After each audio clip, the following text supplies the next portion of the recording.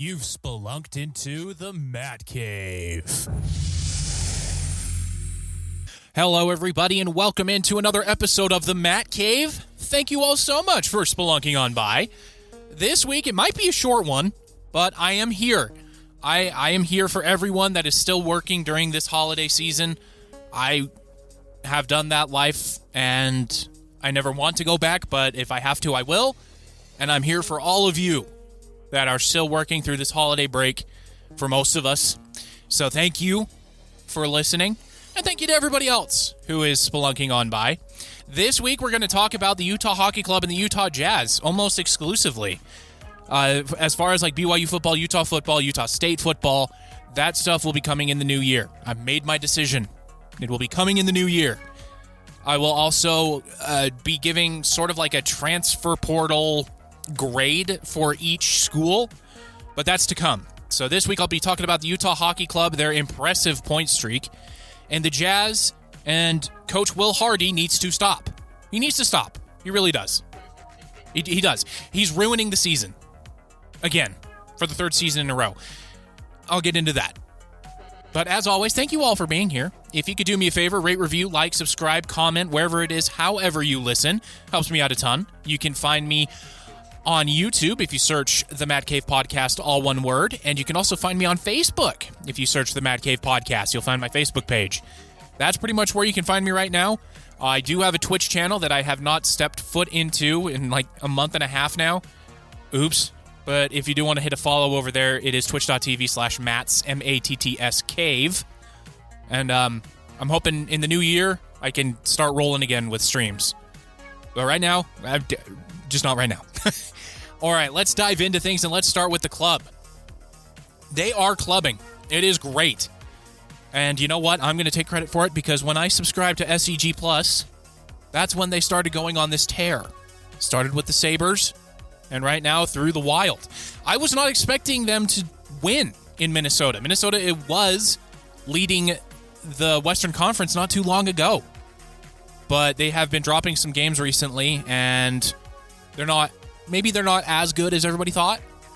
They've got like one good player, and that's like one dominant player. I don't want to say good. Like the dude is dominant, but the rest of the team kind of lags behind him. So with Utah, it's very encouraging to see that they go on the road and they beat the good teams, like Minnesota, like Colorado, like Philadelphia. What's disheartening is when they struggle against teams like Vancouver or San Jose. That's really discouraging, or Montreal even. So consistency is something that I've been saying for a long time with the Utah Hockey Club is consistency. They need to be more consistent, whether that is better on the blue line for defense, more consistent scoring. That's what needs to happen, and this young team is growing up before our very eyes. Case in point, Dylan Guenther. At the beginning of the season, he was on fire. He was leading the NHL in goals. He was doing so much good stuff, and then he disappeared for a month. And who's popped up again in this winning streak or this point streak? It's Dylan Guenther. He's been scoring all over the place, but what he's doing is the little things that I've really liked the commentators have kind of pointed out. And instead of Dylan Guenther just kind of floating off to the side, waiting to be set up, he's mixing things up. He's going down. He's diving in to get the puck when it's on the boards. He's a smaller guy, so he's not going to make any major hits, but he's still in there hitting. He's still being physical when he needs to. He's growing up. Like, he's 21 years old, you know? I was almost in high school when he was born. But he's growing up.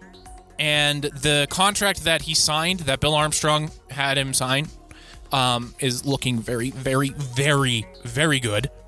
Because he's only going to get better, right? Only 21. But when the opportunities have come in this recent streak of games, he has capitalized on them. And not all of these passes have been perfect saucer passes, straight to the tape. No, he's had to hit some ugly ones, but they go in.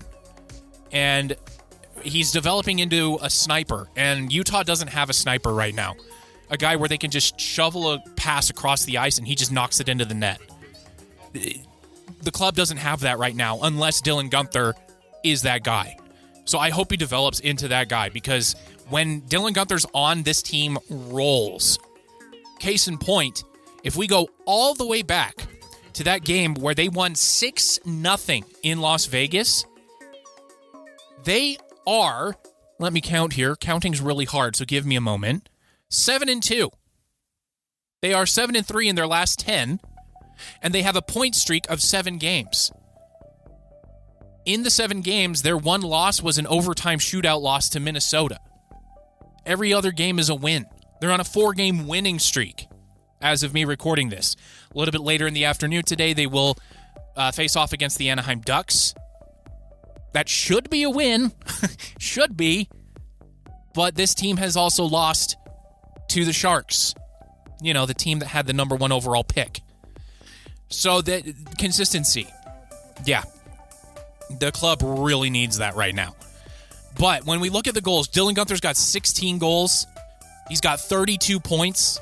Logan Cooley has 22 assists. Like, this team is really starting to come together. They're not relying on one person unless that one person's name, well, is Sergachev.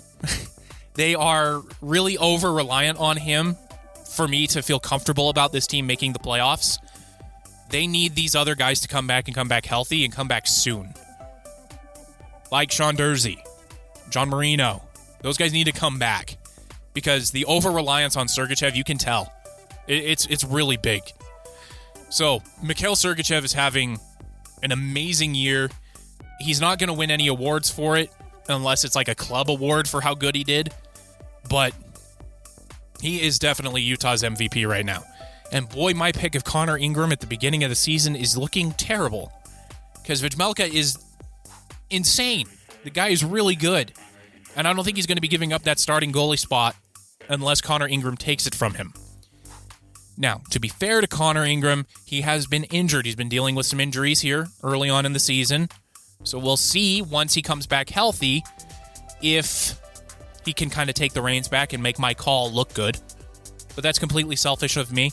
But it's also a good thing, right? So if Connor Ingram comes back and he has a plus 91% save percentage when he comes back, which is roughly what Vejmelka's at, then you have 2 very solid goalkeepers going into the second half of the season.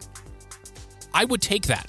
I don't know about you, but I would take that. I think that would be very good. So if we look at the standings in the Western Conference, which is loaded, by the way, it doesn't look very good for the club. And what I mean by that is right now, Utah Hockey Club sits 2 points out of the wild card. So the way the playoffs work in the NHL is the top 3 from each division get in, and then there are 2 wild card spots up for grabs for the rest of the league to get into on each respective conference. So Utah Hockey Club has 37 points. Right now, if they were in the Eastern Conference, they would be 1 point out of a spot. And in the West, they are 2 points out. In their own division, they sit behind Winnipeg, Minnesota, Colorado, and Dallas. Winnipeg had that torrid start where they went 12-0, the best start in NHL history. They have since cooled off. Since that point, they are 12-10-1.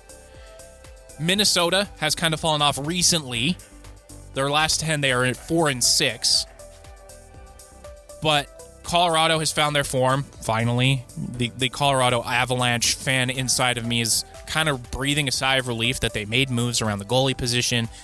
A lot of the players are getting healthy. They're finding their form. Nathan McKinnon is still the MVP. Kale Makar is still the best defenseman in the NHL. Mikko Rantanen is really proving that he needs to be re-signed, and if he doesn't, he should go to Utah.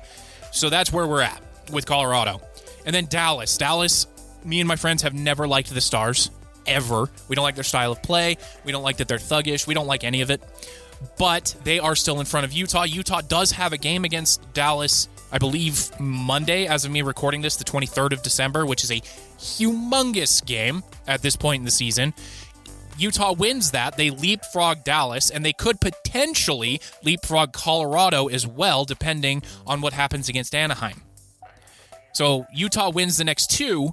They leapfrog up into playoff position. Not just wild card, but the 3rd slot from the Central Division. Have you kept up at all? Because that was a lot to take in. Essentially, Utah wins these next 2 games against an Anaheim team that is at the bottom of the Pacific Division with 28 points. And on the road, they are 6-5-3, so they're not great. The club at home is 5-5-3, so it's kind of weakness matching up against weakness here. So Utah wins these next two games. It is so awesome because they are in prime playoff position, which means they will be buyers at the trade deadline come February, which is exactly where Bill Armstrong wanted to be when the season started. He kept so much cap space open that they had the option to either be buyers or kind of stay status quo while taking on contracts with a bunch of draft picks attached. What Bill Armstrong has done with the cap situation and the roster and how it's built is phenomenal. And now he's had a coach for the last couple of seasons who is perfect for building up these young guys to be as good as they can be in Andre Trigny.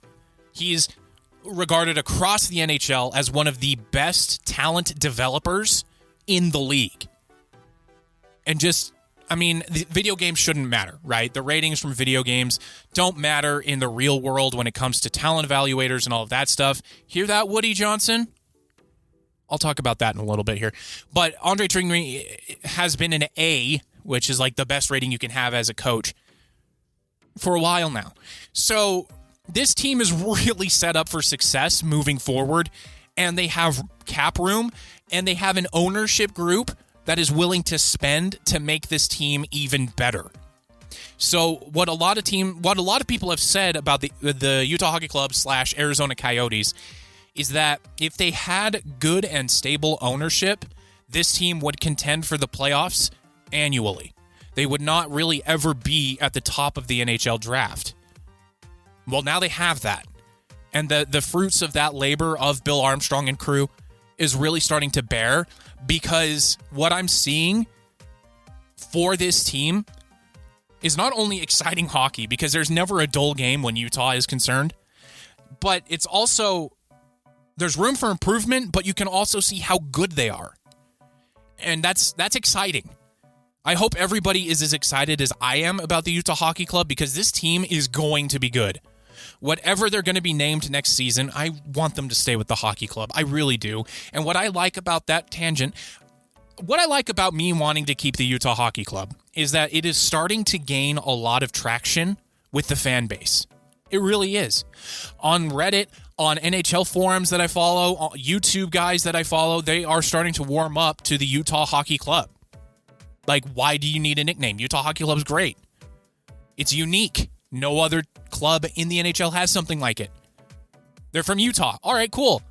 That's all you need, right? You don't need a moniker. You don't need the Red Wings. You don't need to be the Penguins, right? So, tangent over. It should be the Utah Hockey Club. It won't be, but that's what I think. This team is going to be very good very soon. So if you're not on the bandwagon yet, come on. We got plenty of room. We'd love to have you. Even if you step off and then step back on, that's fine. Come on over.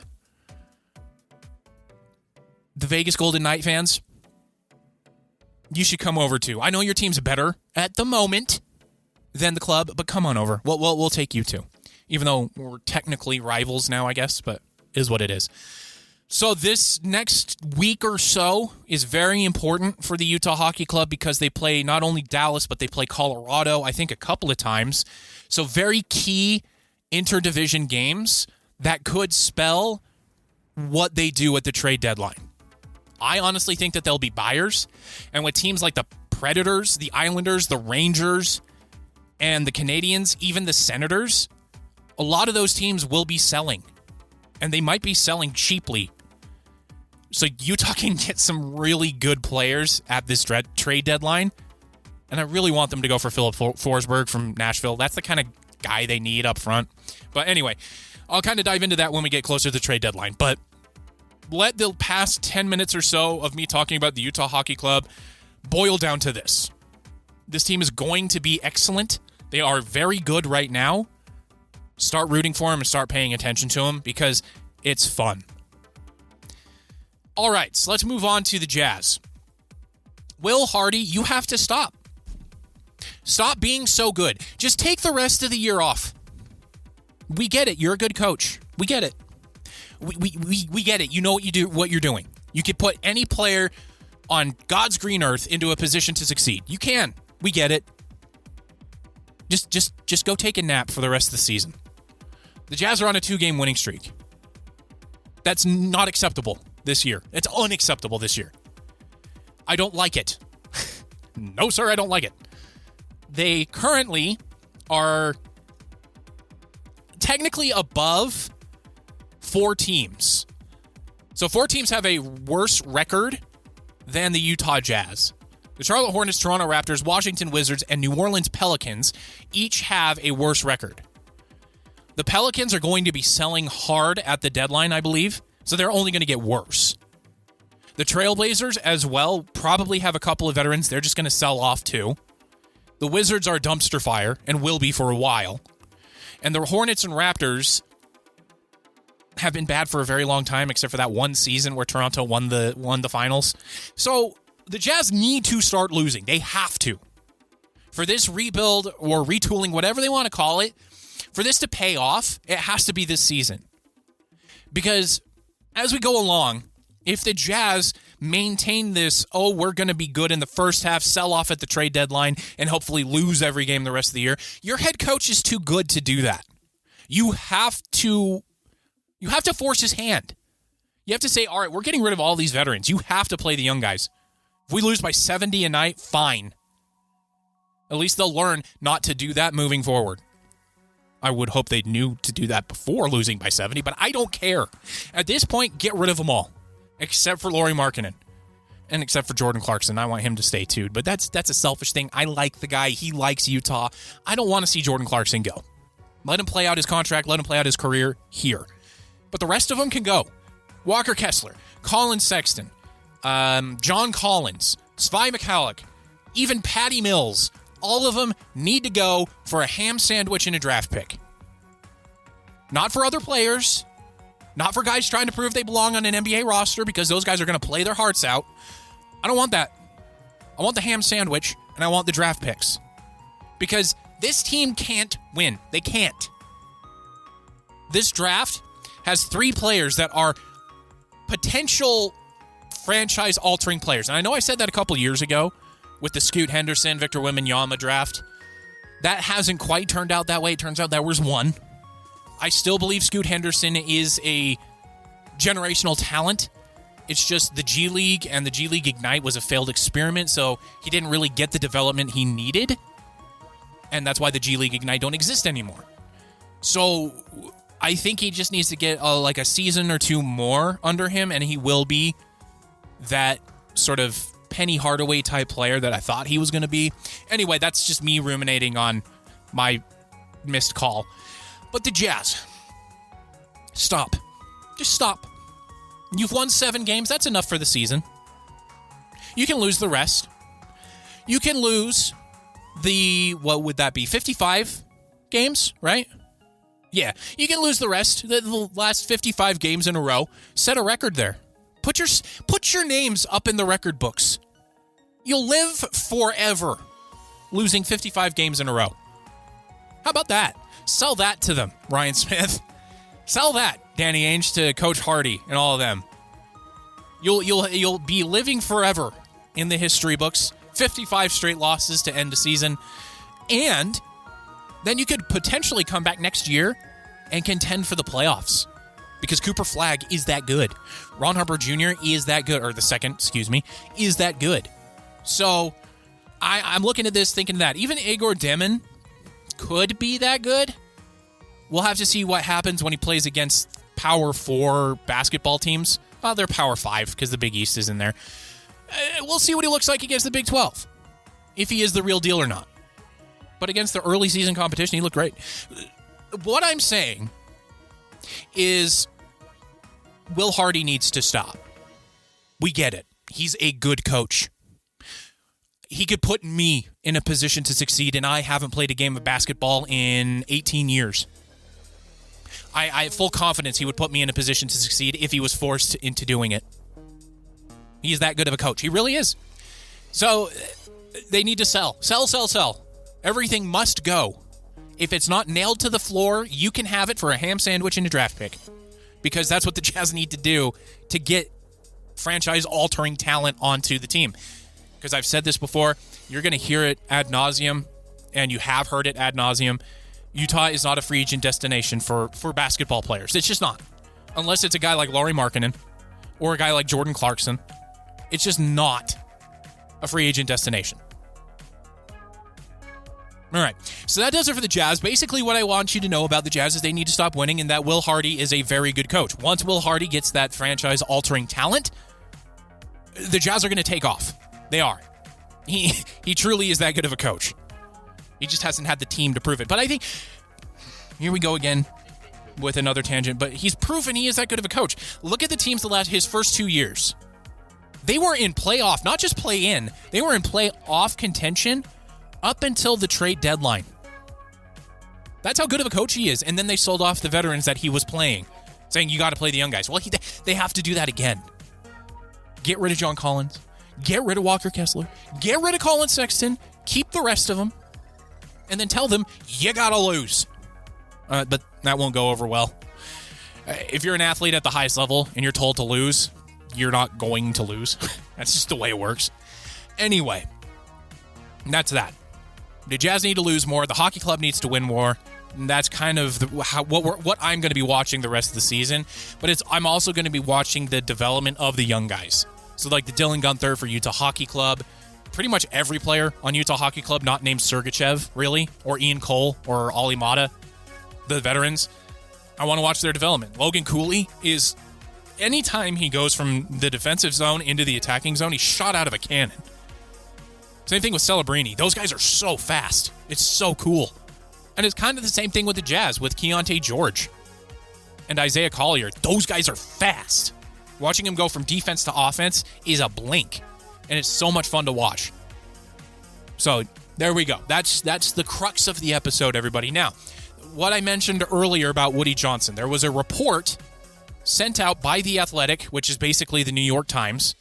The good New York newspaper. It's not the Post. It's the Times. And it was like 5 to 6 different journalists who contributed to the story. From Diana Rossini to the beat writer, forgive me, I can't remember his name, for the Jets. It's not Rich Simony. Oh, man, I'm so glad I don't have to read any of his garbage anymore. He's for ESPN. You can ignore everything that guy writes. It's terrible.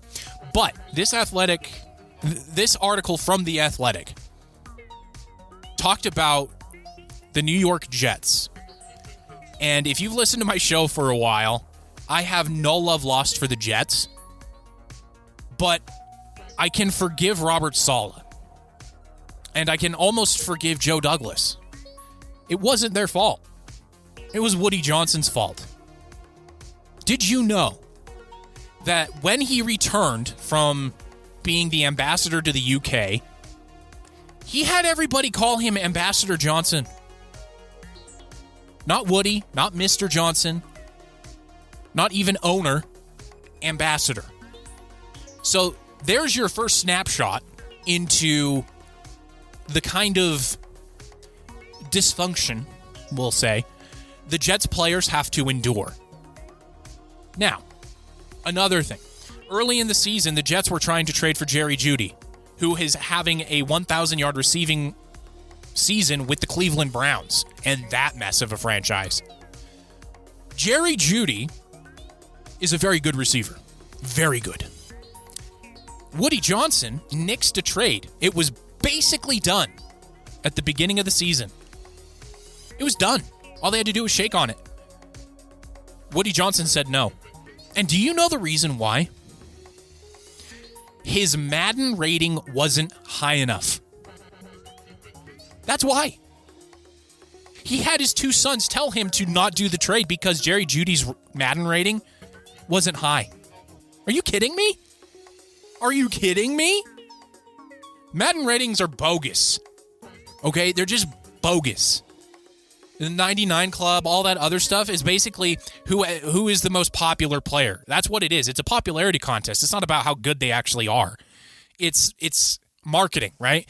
It's EA saying, we want these players to be really good because they have the most fans. And so we're going to make these guys really good so that people buy our game. That's how ratings work in these video games. It's not really truly talent evaluators. They don't go hire, current scouts to go do this and say, all right, what's this guy's jump rating? Or what's this guy's awareness? Another thing. He nixed a draft pick, or a free agent signing, excuse me. He nixed a free agent signing of an offensive guard because his awareness rating in Madden wasn't high enough. They signed somebody else who got cut. Meanwhile, this kid is starting, I believe, for the Broncos. So that's a couple of things. Another thing is Woody Johnson just walked into Robert Saleh's office and said, "You're fired." Didn't converse with anybody.